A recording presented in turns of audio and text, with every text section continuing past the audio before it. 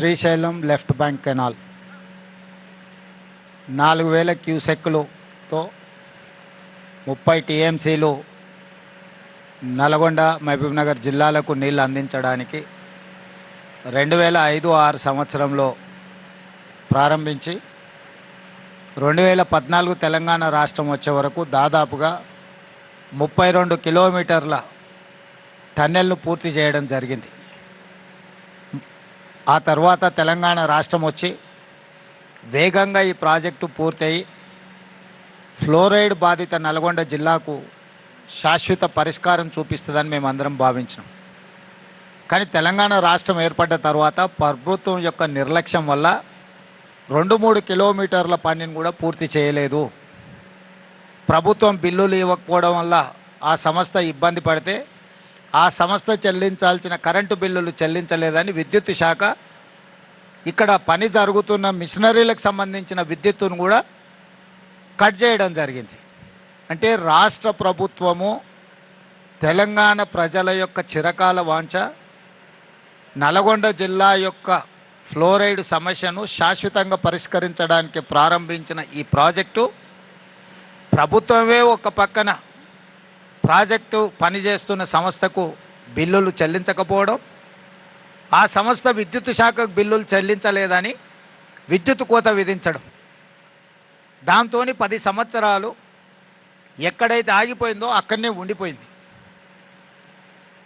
కాంగ్రెస్ అధికారంలోకి వచ్చిన తర్వాత అత్యంత ప్రతిష్టాత్మకమైన ఈ ప్రాజెక్టును ఎట్లయినా పూర్తి చేయాలని అన్ని రకాలుగా దీన్ని పరిశీలించి సాంకేతిక నిపుణులతో చర్చించి ఆగిపోయిన పనులను తిరిగి ప్రారంభించడానికి టన్నెల్ బోర్ మిషన్కు సంబంధించి కొన్ని రిపేర్లు, అదేవిధంగా వాళ్ళకి చెల్లించాల్సిన బిల్లులు, అదేవిధంగా సాంకేతికంగా ఉన్న సమస్యల్ని పరిష్కరించడానికి ఆనాడు ఉత్తమ్ కుమార్ రెడ్డి గారి సూచన మేరకు ఆ సంస్థ టన్నెల్ బోర్ మిషన్ సంస్థ అమెరికాకు కూడా కోమటిరెడ్డి వెంకటరెడ్డి గారిని మంత్రిని పంపించి దానికి సంబంధించిన స్పేర్ పార్ట్స్ లేకపోతే అమెరికా నుంచి కూడా తెప్పించి పనులను ప్రారంభించడం జరిగింది.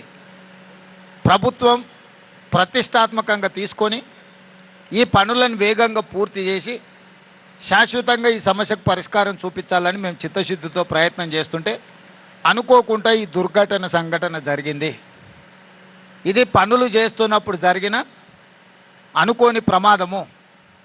ఇలాంటి అనుకోని విపత్తులు ప్రమాదాలు జరిగినప్పుడు రాజకీయాలకు అతీతంగా అందరం ఏకమై సమస్యను ఎదుర్కోవాలి, సమస్యను పరిష్కరించుకోవాలి, అందులో బాధిత కుటుంబాలను ఆదుకోవాలి, బాధిత కుటుంబాల పట్ల మనం సానుభూతి చూపించాలి.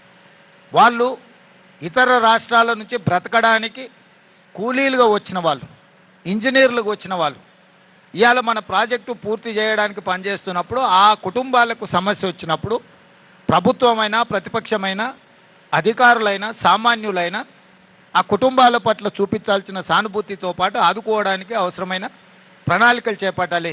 అదేవిధంగా సమస్యను పరిష్కరించడానికి ఇంత విపత్తు వచ్చినప్పుడు ఈ విపత్తులో నైపుణ్యం ఉన్న 11 ప్రభుత్వ కేంద్ర ప్రభుత్వ రంగ సంస్థలు ఈరోజు ఇక్కడ పనిచేస్తున్నాయి నిరంతరం.